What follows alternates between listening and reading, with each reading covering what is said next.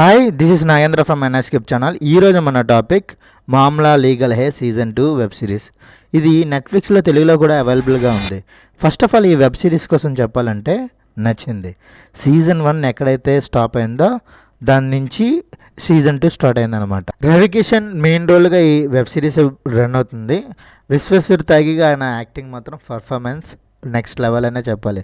చాలా రోల్స్లో విలన్ కింద యాక్ట్ చేసిన ఈయన ఫస్ట్ టైం హీరో కింద, అదే యాంటీ హీరోయేనండి. సమాజానికి బాగుపడదామని అనే ఆలోచనలో ఉంటాడు, తనను తాను ఎదుగుదామనే ఆలోచనలోనే ఉంటాడు. సీజన్ 1లో ఆయన ఒక లాయరు. అనువహన రీతిలో ఆయన ఎలక్షన్లో ఓడిపోవడం వల్ల ఆయనకి జడ్జి పోస్ట్ వస్తుంది. ఇది కాంట్రవర్సీయా కాదో నాకు తెలియదు, కానీ వాళ్ళ సిస్టమ్ అలాగే ఉన్నదనే ఒక రకంగా చూపించారు.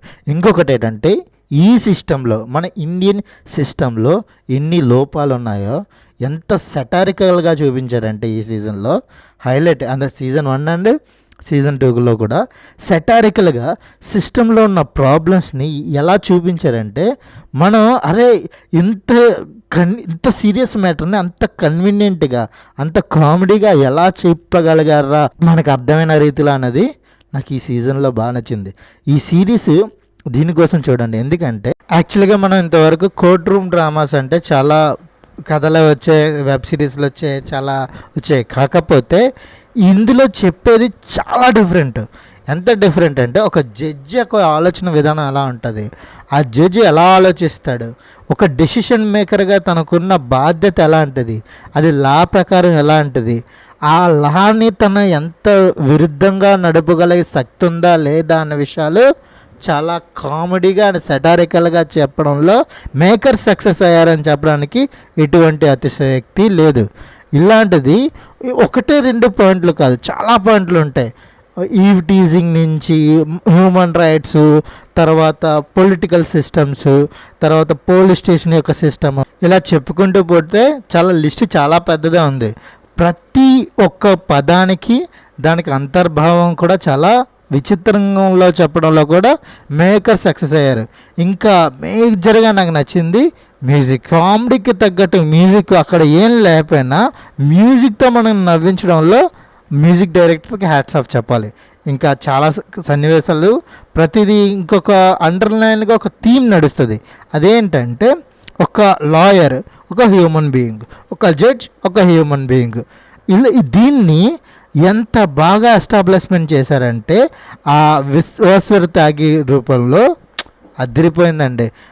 దాంతోపాటు ప్రతి క్యారెక్టర్ మనకు బాగా నచ్చుతుంది అనమాట. సుజాత కానీ, అనన్య కానీ, తర్వాత విశ్వాస్ పాండే కానీ, మింటూ కానీ అందరూ మనకు బాగా నచ్చేస్తారు. వాళ్ళు చేసిన అల్లరి, వాళ్ళు చేసిన ప్రతి పని మనకి బాగా నచ్చేస్తుంది. మెయిన్గా ఇంకోటి ఏంటంటే ఒక లాయర్ యొక్క స్ట్రగుల్ ఎంత బాగుంటుందంటే, ఒక లాయర్ అవ్వాలంటే ఒక కేసు వచ్చిన తర్వాత వాదించడానికి ఎంత కష్టపడతాడు అనేది చాలా బాగా చెప్పారు. వాస్తవంలో అది ఏంటనేది మనందరికీ చాలా వరకు తెలిసిన విషయమే. ఓకే, దాని గురించి పక్కన పెడితే ఈ స్టోరీ మనం ఎందుకు చూడాలి అని చెప్పడానికి నేను ఒక పాయింట్ చెప్తున్నా. అదేంటంటే ఒక మనిషి యొక్క ఆలోచన ఎలా ఉంటుంది, ఒక పవర్ వచ్చిన తర్వాత ఒక మనిషి యొక్క ఆలోచన ఎలా ఉంటుంది అని డిఫరెన్స్ చెప్పడంకో, తన ఆలోచన విధానం ఏ విధంగా మారుతుందని చెప్పడంలో మేకర్ సక్సెస్ అయ్యారు. అది జడ్జ్ అనేది ఈ ఇండియన్ కాన్స్టిట్యూషన్లో మనకి ఇచ్చిన సర్వాధికారం అన్నమాట. ఒక మనిషికి ఉరిశిక్ష కూడా వేసే సిచ్యువేషన్ వస్తుంది ఒక టైంలో. ఆ టైంలో తన పడ్డ స్ట్రగుల్ని ఎంత బాగా చెప్పాడంటే, అలాంటివి వాళ్ళు మనం అనుకుంటున్నాం అనమాట, అరే వాళ్ళకి ఏముంది ఆర్డర్ అని చెప్పేస్తే అయిపోద్దని. కాదు, దాని వెనకాతల ఎంత ప్రాబ్లం ఉంటుంది అనేది మనకి తెలియజేయడానికి ఒక స్టోరీ అనమాట. ఇంకొకటి ఏంటంటే జడ్జెస్ మనం ఛాంబర్స్ ఉంటుంది, వాళ్ళు డిస్కస్ చేస్తారనే విషయం నాకైతే తెలియదు. ఫస్ట్ టైం ఈ సిరీస్లో ద్వారా నాకు తెలిసింది అనమాట, కొత్త విషయం అనమాట. ఒక జిల్లా అయినా, ఒక హైకోర్టు అయినా, ఒక సివిల్ కోర్ట్ అయినా అండ్ సుప్రీంకోర్టు అయినా, వాళ్ళకు ఒక బృందం, వాళ్ళ యొక్క ఆలోచన విధానం ఒక పరిధిలో ఉంటుందన్నమాట. ముఖ్యంగా చెప్పాలంటే సినిమాలు చూడకూడదు, బయట నవ్వుతూ మాట్లాడకూడదు.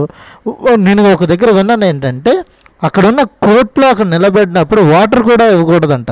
వాటర్ కూడా తాగడానికి అనుమతి జడ్జి ఇస్తేనే తాగాలి అనేది ఉంటుంది అనమాట.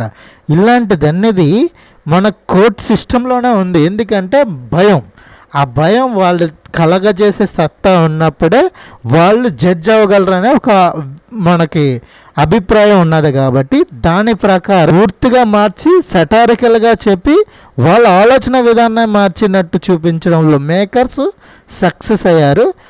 ఈ సిస్టమ్ అనేది ఎలా పనిచేస్తుందని తెలుసుకోవడానికి మనం ఎక్కడున్నాము, ఎంత ఆధునికంగా ఉన్నా మన లోపాలు ఎక్కడ లేనిదని చెప్పడానికి కూడా ఈ వెబ్ సిరీస్ చూడమని నేను సందేహిస్తున్నాను అనమాట. ఈ వెబ్ సిరీస్కి నేను ఇస్తున్న rating 3.5 out of 5. This is Nagendra from NS Script channel. Please subscribe my channel. Thank you for watching. Thank you.